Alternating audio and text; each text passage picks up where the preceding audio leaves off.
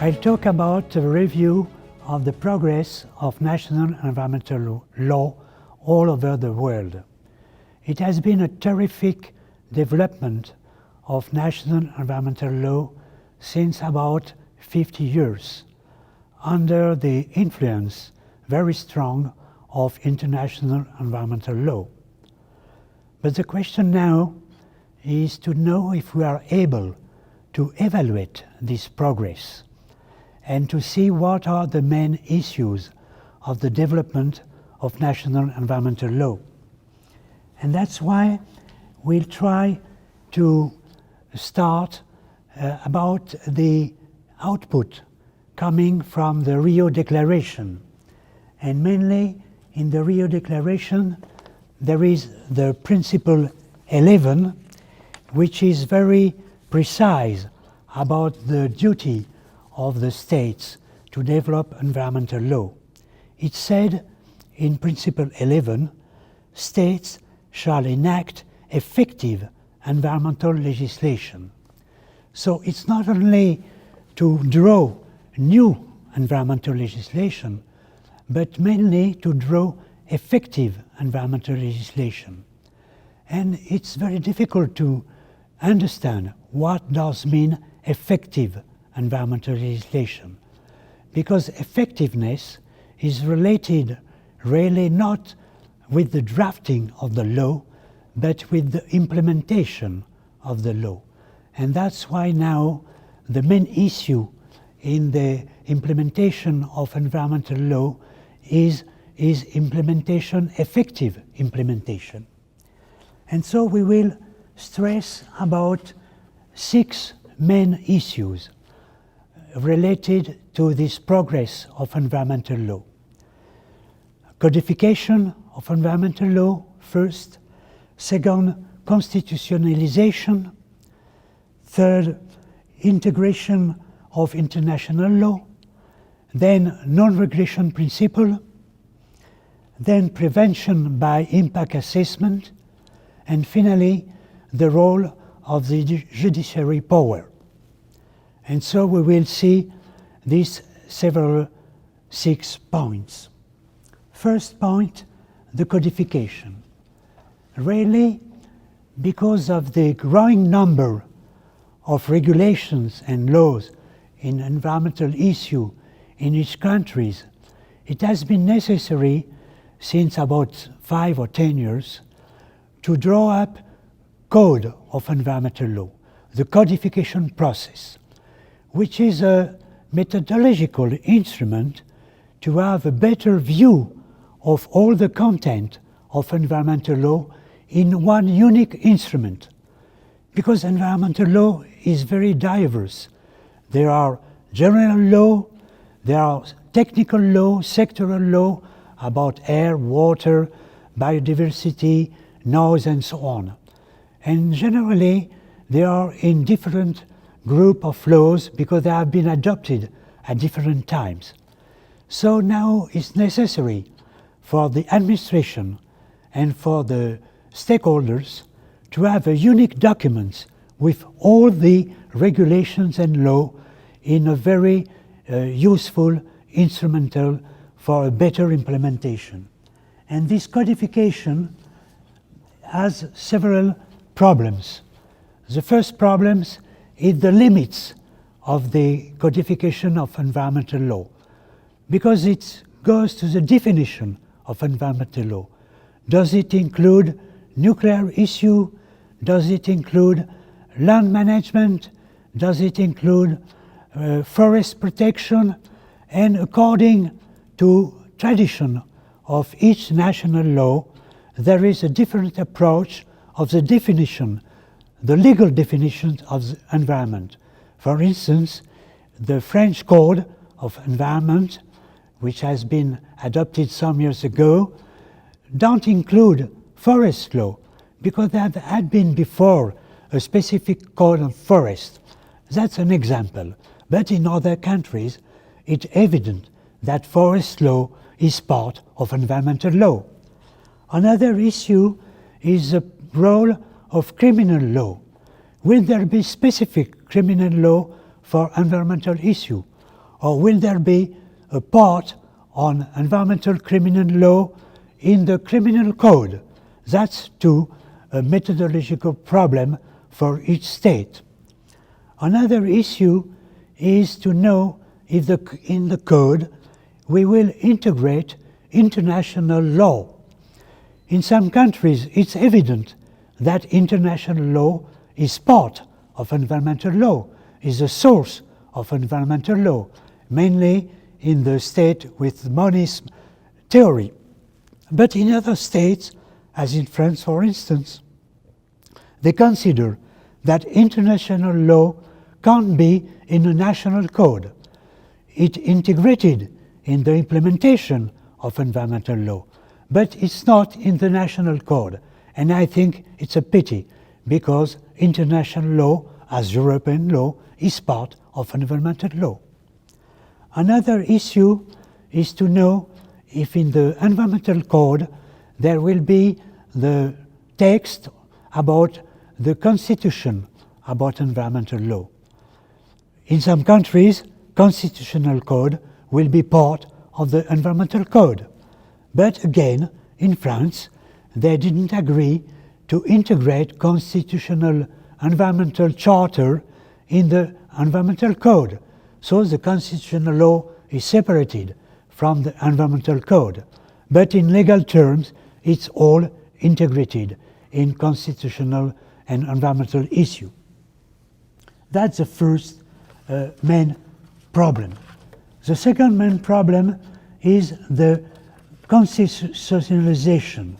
That is to know if there will be in the constitution of the state specific elements about environmental issue.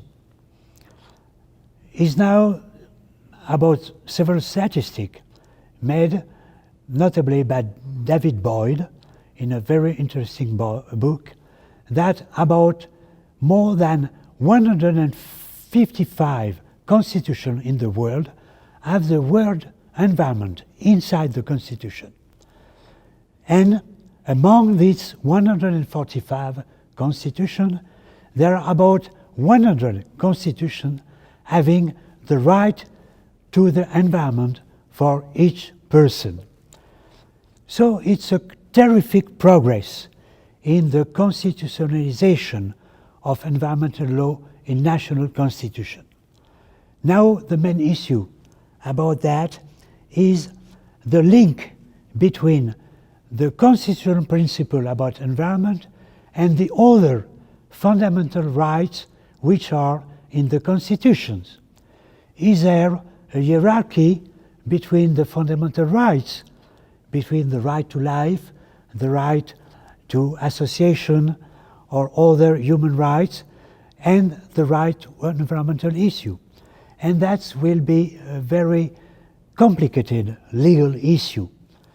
And now that we have this big number of constitutional issues on environment problems, the main issue is the implementation by the courts, by the tribunal, by the constitutional courts, and by the ordinary courts. How far in each state it's possible for citizen or for NGO to go in the court and to say that it's a violation of the Constitution because the environment is in the Constitution. But anyway, there are different issues, different response of the courts. But the main positive element is that now environment is not only in the law, is too in the Constitution as a fundamental issue for the public policy. In this Constitution too, there are sometimes a relationship with sustainable development, to know if sustainable development is a fundamental right or if sustainable development is only a general principle or is only a general goal. And for that too, there are different interpretations in all states. Sometimes it's a fundamental right, sometimes it's a principle, sometimes it's only a goal on policy issue. But the main result is that sustainable development is part of the implementation of the legal issue of environmental issue to have the compensation and to have the equilibrium between economical issue, social issue, and environmental issue. The next main problem is about the non-regression principle, which is rather the most recent principle in environmental law. Until now, it does not exist in all countries, but for instance, in the Ecuador Constitution of 1988, non-regression is several times inside the Constitution.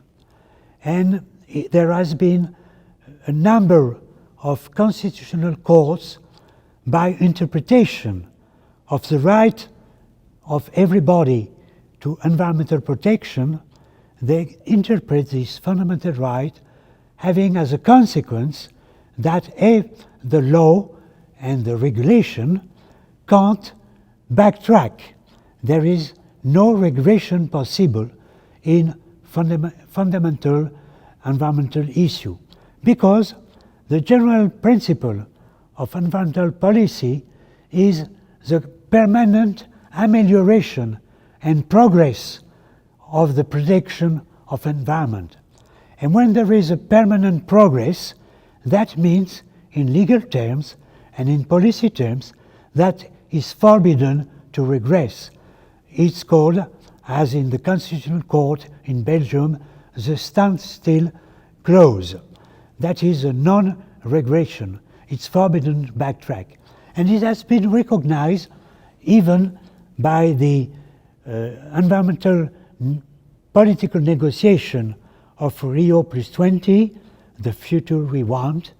In the paragraph 20 of the future we want, it said that the state, by consensus, decide there will not be backtrack of all the positive amelioration of environment issue since Rio 1920. And since this recognition, there have been progress in the recognition of non-regression in international convention.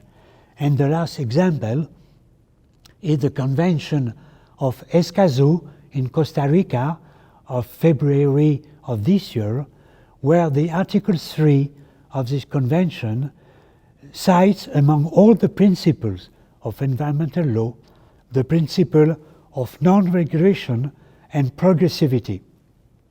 That means that now it's not only a soft law principle, it's too a legal principle in a specific convention of South America and Caribbean. And in national law, in some states too, this non-regression principle has been introduced, for instance, in the law on air protection in Uruguay, in the law on biodiversity in France, and it has been recognized by the French Council of State Administrative Court as directly applicable in regulation, administrative regulation, which was reducing the scope of application of impact statement, and the Council of State decided that reduction of application of impact statement was a violation of the non-regression principle. The next main issue is about integration of international law. We can say that integration of national law is really the most difficult legal issue, because there are different legal practice among the states to know if international law has direct effect or not. And even in the states where international law has direct effect, sometimes the courts consider that it's necessary anyway to have a specific regulation, or that it's necessary to have a specific interpretation of the international law. Or sometimes the court said that international law are only obligation between states, and that the private person or the company cannot use reference at international convention because the obligation is only between states. That's why it's very important to stress and to develop all legal instruments for the incorporation of international environmental law in national law. Because as everybody knows, there are now more than 300 international conventions about environmental law, and they are not papers convention. They must be applied, and they must be applied not only at the level of international law by the Conference of the Party, in the compliance committees, in the reports and statements of the states, in the Conference of the Party, that the application in international law or even in international tribunals, but there are very few cases in international tribunals because there are only cases between states, but it must be applied in national courts because international law applied in national law. Another main issue is the prevention principle through the impact assessment about environment. Impact assessment is a main specific procedure about environmental law. It has been introduced by the United States in 1967 and then applied in Canada and then in France and then over all Europe by specific directive, and now in all states in the world there is a specific law or environmental impact assessment. But it's not only a procedure, it's an instrument to check that all activities by a prevention document will really assess how far they take care of the environment. It's a preventive instrument to measure how far the project will affect environmental issue, will affect health, and now will affect to human rights and social consequences of the activity. And the impact assessment now is not only about projects, it's always, and now more and more, about laws, about treaties, about plans and programs. So it's all political issues, instruments, laws, decrees, personal activities, international convention, all these legal instruments must integrate impact assessment. And this impact assessment must be checked then by tribunals, by national tribunals and then by international tribunals. And there is a very interesting illustration by the international control of impact assessment. First, through the ESPO Convention on Transfrontier Impact Assessment, which is a European convention of the European Commission of United Nations. And this ESPO Convention of 1991 imposed to all member states of this convention, which are more than 45, I think, that all transfrontier impact assessment must be notified to the states, neighbor states, and there must be a negotiation between the states about the content of this impact assessment. And I was a member of the compliance committee of the ESPO Convention representing France. but as independent expert. And I saw how essential this control by compliance committee in international convention on environmental law are fundamental for the effectiveness of environmental law, because it's a non-judicial control, but it's a quasi-judicial control. And there is a process with a contradictory issue, with testimony issue, with hearings, with exchange of documents, with then conclusion, findings, and recommendations. And these recommendations then go to the conference of the party, and the conference of the party decide to say that such states should take new regulations and should take measures to better implementation. So it's an instrument not to sanctions, not a criminal sanctions. It's a national instrument, international instrument, as a pedagogical instrument to help states for a better implementation of international convention laws. And I think it's the best instrument for international implementation.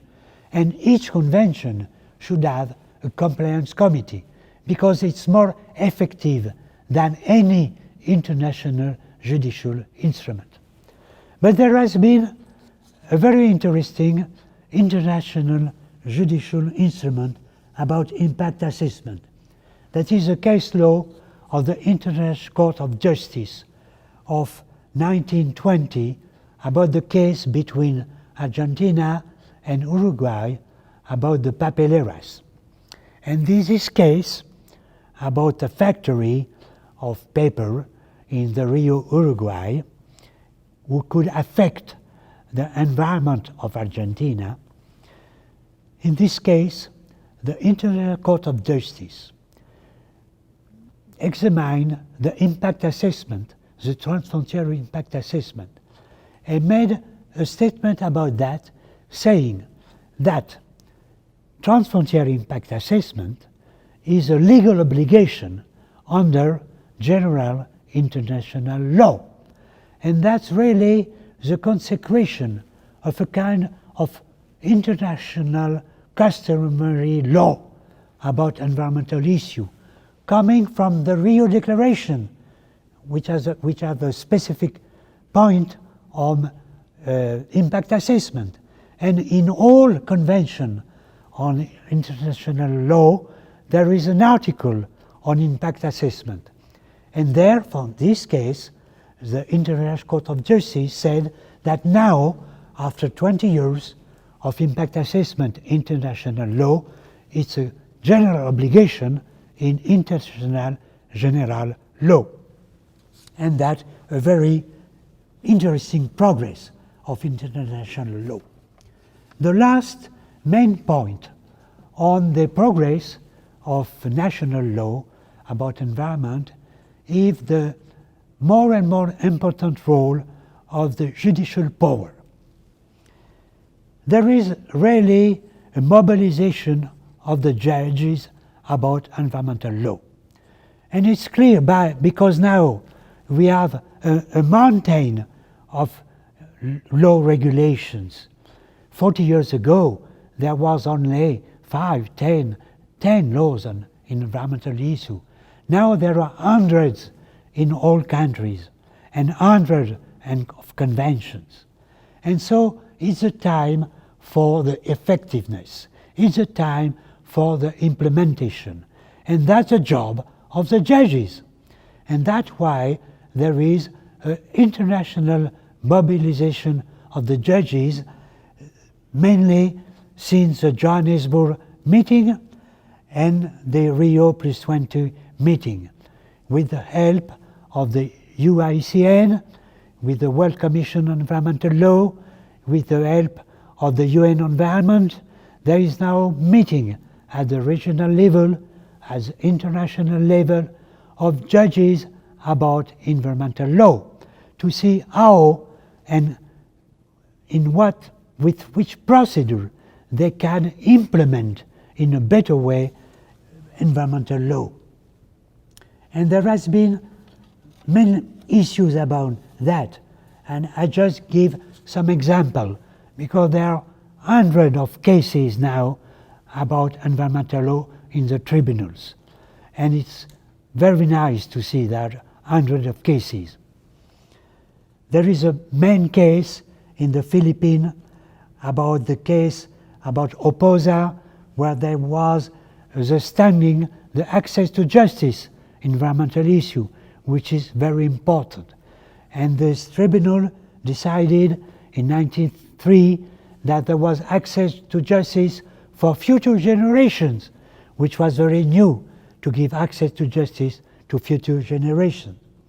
There is a case from the French Council of State about the aircraft dimension and about the asbestos issue, where there was this aircraft carrier going to India for demolition of this boat, and there is a decision of the French tribunal to take an emergency measure and to give order to this boat to come back to France, because there was a violation of the Basel Convention about exportation of dangerous wastes. And that's the proof that in the tribunals, the emergency measures, the suspension of decision is a legal instrument very, very useful to stop activities against environmental issue. There can be too the mention of the case of the French Cassation Court about the Erika naufrage of boat, hydrocarbon oil contamination of the Britannic coast in France, and its Erika Court of Decision of 2012, the French courts decided that there was ecological compensation, ecological prejudice for reparation of the damage. And that was the first, by judicial decision, recognition of the ecological damage. And that was a very new case law.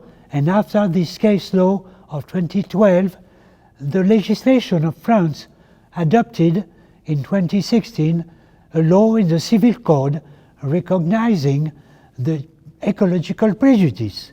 That was implementation of the case law, and it was a new progress of environmental law through a case law. Then we could, in conclusion, say two things. First thing, as environmental law is a fundamental right, it's important to recognize this fundamental right not only at national level in Constitution, but at international level. And that's why the International Center of Comparative Environmental Law, which is an international NGO with consultative status at the ECOSOC United Nations, made a proposal to the Human Rights Council in February 2017 about a third international covenant on the right of human beings for environmental protection. After the covenants on civil and political rights and economic rights and cultural rights of 1966, it's the time now to have a third covenant on human rights to the environment. And the project of the international NGO to have this third covenant is a step forward for the better protection of environmental law at international level. And the second issue is that for effectiveness of environmental law, it's necessary to have instruments to measure the effectiveness. How is it possible to know if national law is really implemented? Now we have no instruments to measure effectiveness. There are only reports on the state of the environment, but on these reports there are scientific instruments, economic indicators, social indicators on the state of the environment. But there is no legal indicators. Nobody knows scientifically how environmental law is applied. That's why we are now pushing the new topic of scientific research in environmental law with the help of UN Environment and with the help of the Francophone International Organization to develop legal indicators for a better implementation of environmental law in African states. And that will be universal, because to implement the sustainable goals of 2015, it's necessary to know how far legal instruments help the implementations of the international sustainable development goals. And in the scientific indicators of United Nations, there is no indicators using international and national environmental law. So it's necessary today to add to these international indicators of United Nations indicators on environmental law. Thank you very much.